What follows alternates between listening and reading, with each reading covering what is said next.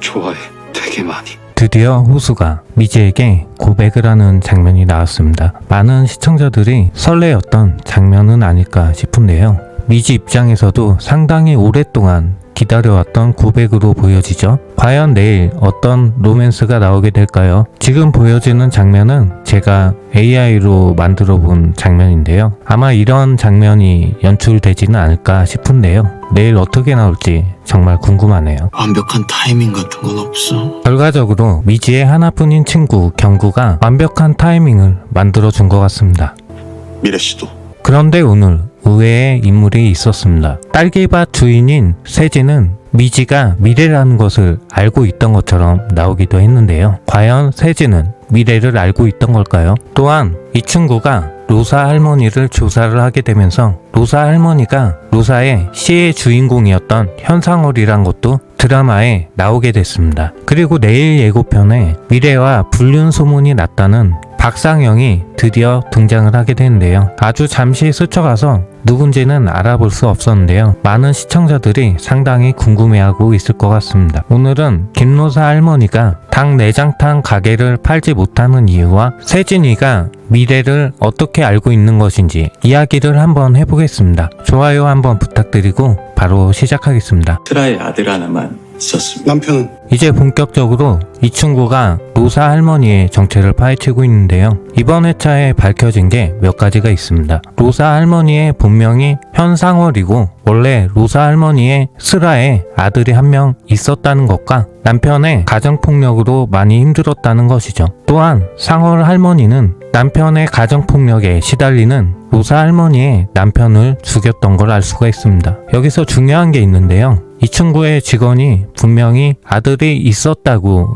이야기를 하고 있습니다. 이 이야기는 다시 말하자면 로사 할머니의 아들이 현재는 존재하지 않거나 실종됐을 가능성이 있다는 것이죠. 이렇게 생각을 하면 상월 할머니가 왜 로사인 척 살아가고 있고 왜 지금 건물을 팔지 않으려는 것인지 알 수가 있습니다. 결론부터 말씀드리면 현상월은 로사의 이름으로 지내면서 로사가 잃어버린 아들을 기다리고 있는 것으로 보여집니다. 결국 그 건물 자체도 로사의 친아들을 찾아내서 돌려주려고 하는 것으로 보여지는데요. 그에 대한 근거는 여러 가지가 있습니다. 첫 번째로 로사가 썼다는 시집은 발간될 당시에 현실 도피적인 부르주아 시로 비판을 받으며 조명을 받지 못했고 2000년대에 들어와 우연히 한 광고의 카피로 쓰이면서 친근하고 아름다운 서정시로 재평가받아 수능에도 나오게 됐다고 합니다. 갑자기 유명해지면서 로사가 썼던 시로 버려들었던 인쇄 또한 로사의 모교인 한국대에 기부를 하게 되었고 신입생 중 편모 가정 자녀에게 입학금을 지원했다고 써져 있습니다. 정황상 제가 추리를 하자면 로사와 상월은 고아원 출신이었고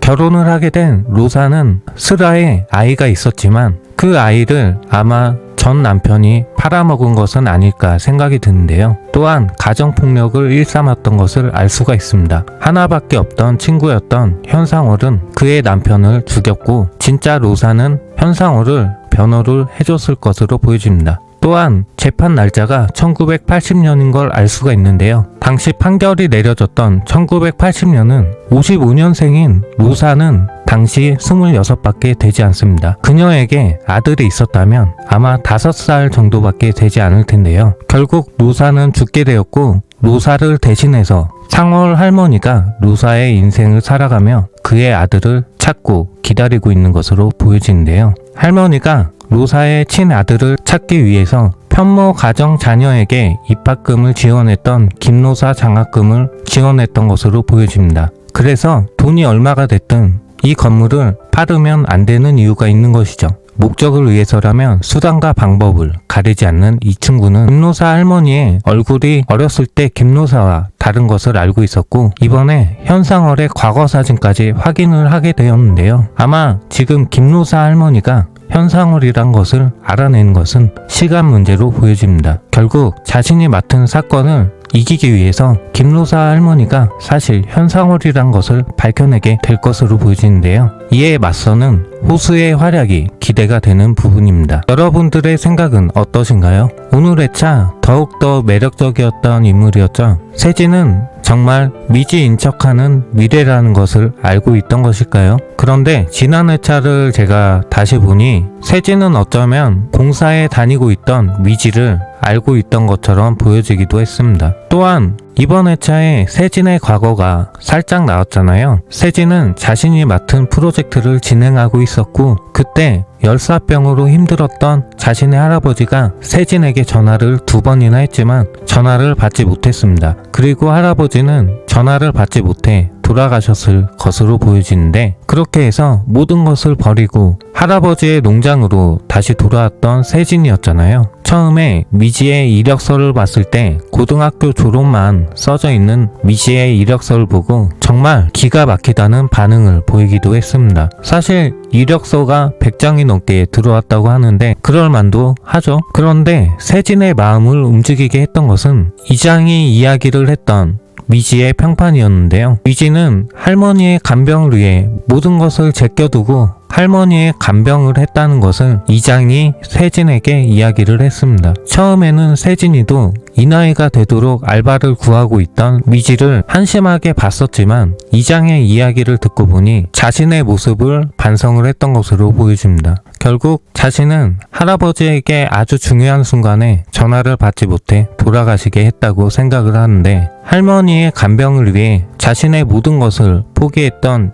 이 친구가 너무나 궁금하진 않았을까요? 그래서 눈으로 보이는 게 다가 아니라는 미지의 이력서의 문구에 마음이 움직였던 것으로 보여집니다. 하지만 미래는 미지가 아니었기에 미지 대신 출근을 했던 미래를 보고 자신의 생각과는 조금 다르다고 생각을 했었겠죠. 하지만 나름대로 미래는 자신이 할 수 있는 일을 차분하게 해왔고 조금씩 미지인 척하는 미래에게 끌리는 듯한 모습이 나오기도 했습니다. 처음부터 세진은 미지인 척하는 미래에게 자꾸 이름을 다르게 이야기하는 모습이 연출되기도 했습니다. 저기 미애씨.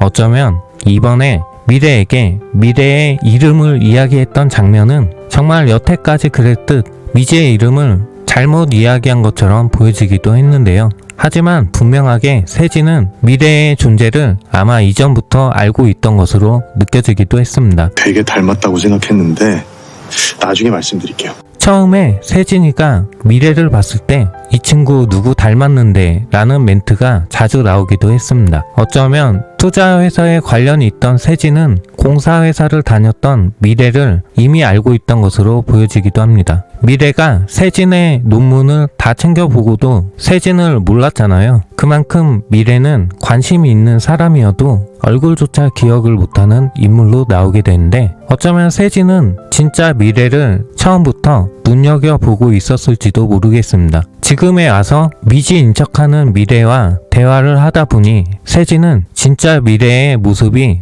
갑자기 생각이 나게 된 것처럼 느껴지는데 말이죠. 세진과 미래는 과거의 어떤 사건에 분명히 한 번은 연관이 있었을 것 같습니다. 물론 미래는 기억을 못하겠지만요. 또한 내일 드디어 미래와 불륜 소문이 났다는 박상영이 등장을 하게 되는데요. 예고편에 보시면 미지는 박상영의 얼굴을 보고 깜짝 놀라는 듯한 장면이 나오고 있습니다. 이 장면을 봤을 때 박상영이란 존재는 어쩌면 미지가 이미 알고 있던 사람처럼 보여지기도 하는데요. 그렇지 않고서 저렇게 놀라는 표정이 나올 수가 없는데 말이죠. 그런데 박상영의 와이프가 상당히 나이가 많아 보이는데 박보영 배우가 원래 동안인 것도 있겠지만 박상영이란 인물은 두손리에서 같이 자랐던 동네 선배는 아니었을까 이런 생각이 들기도 했습니다. 드디어 박상영의 얼굴이 내일 공개가 되는데요. 제가 박상영을 보고 있는 미지의 눈을 확대를 해봤는데 도무지 누군지 알 수가 없더라고요. 정말 궁금하네요. 오늘 준비한 이야기는 여기서 마치겠습니다. 시청해주셔서 감사합니다.